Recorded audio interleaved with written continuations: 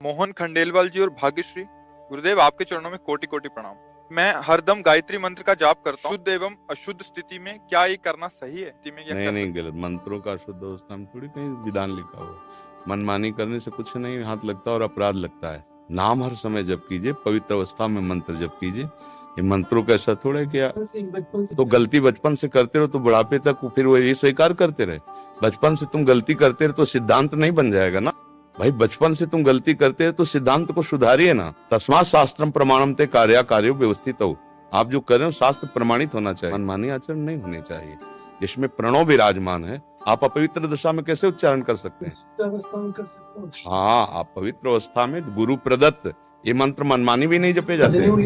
हाँ, तो पवित्र अवस्था में इस मंत्र को जपिए और गुरुदेव का ध्यान कीजिए जिन्होंने गायत्री आपको दिया है। और इसको कभी उच्चारण मत कीजिए। बाजार में भले हल्ला मच रहा हो गायत्री मंत्र, आपकी जिह्वा से बाहर नहीं उच्चारण होना चाहिए। जैसे पंचाक्षरी तो गुरु प्रदत्त होना चाहिए और पवित्र अवस्था में होना चाहिए और उच्चारण नहीं होना। इन जो मंत्रों का कीर्तन करते हैं इससे अमंगल होता है।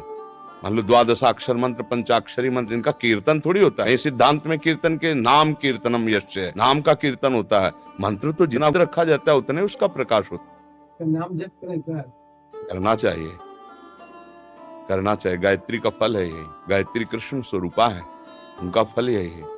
हमारी बुद्धि को सत्यम परम धीमहि प्रचोदयात्, मेरी बुद्धि को परम सत्य की तरफ प्रेरित करते हैं। मंत्र का स्वरूप जानते हो? यही है। सत्य कौन है? सच्चिदानंद रूपाय विश्वोत्पत्त्यादि हेतवे तापत्रय विनाशाय श्री कृष्णावयम नमः। कुछ देर मंत्र जपो, शेष समय भगवान नाम जप करो, अभी आनंद आने लगेगा। हम गलती को पुष्टता, हम अनेक जन्मों से गलती करते चले। हम कहते हैं अनेक जन्मों से हम विषय भोगते चले आए। भाई मेरा सिद्धांत है, तो अनेक जन्मों से नरक भी तो भोगते चले आए हो। अगर आपको जीवन मुक्त होना है तो पीछे की सारी गलतियों को मिटाकर सत्य पे चलना होगा। ये तो बहुत बड़ी कृपा है कि आप आकर प्रश्न कर रहे हैं और आप उसका उत्तर प्राप्त करने के लिए लालायित हैं, उसको श्रद्धापूर्वक मानना चाहते हैं। ये तो मनमानी जीवन व्यतीत हो जाता है, मनमानी में कुछ नहीं होता। जब हम किसी भी सिद्धांत में चलना चाहें तो पहले उनके आदेश का पालन करें, तभी वो सफल होता है। आज मानो आपका गायत्री जब सफल हुआ, यदि आपके हृदय में बात आ जाए कि मैं भगवान नाम जब, जान लो कि गायत्री जी की कृपा हो गई है।